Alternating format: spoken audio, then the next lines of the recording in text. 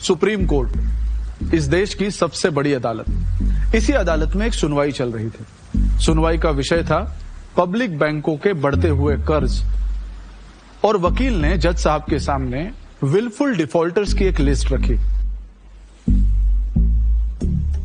Wilful defaulters यानी ऐसे लोग जिन्हें पॉसिबल होते हुए भी वो अपना लोन रिपे नहीं कर रहे। जज साहब ने लिस्ट को देखना शुरू किया। 1 page, 2 page, pages after pages, pages after pages, and he was surprised. उन्होंने वकील से पूछा, इतनी लंबी लिस्ट विलफुल डिफॉल्टर्स की? उस पर वकील का जवाब चौंकाने वाला था। उन्होंने कहा, मिलॉर्ड, ये लिस्ट सिर्फ उन विलफुल डिफॉल्टर्स की है जिनकी लोन अमाउंट 500 करोड़ रुपए से ज्यादा है। जज साहब सरप्राइज हो गए। सोचिए, 500 करोड़ रुपए से ज्यादा की।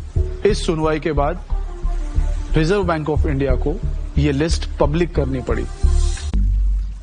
सुप्रीम कोर्ट इस देश की सबसे बड़ी अदालत। इसी अदालत में एक सुनवाई चल रही थी। सुनवाई का विषय था पब्लिक बैंकों के बढ़ते हुए कर्ज, और वकील ने जज साहब के सामने विलफुल डिफॉल्टर्स की एक लिस्ट रखी। विलफुल डिफॉल्टर्स यानी ऐसे लोग जिन्हें पॉसिबल होते हुए भी वो अपना लोन रिपे नहीं कर रहे।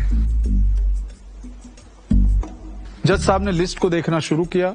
1 page, 2 page, pages after pages, pages after pages,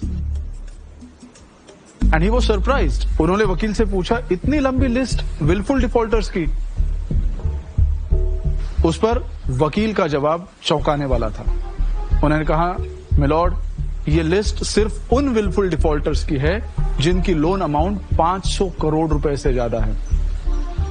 जज साहब सरप्राइज हो गए। सोचिए, 500 करोड़ रुपए से ज्यादा की।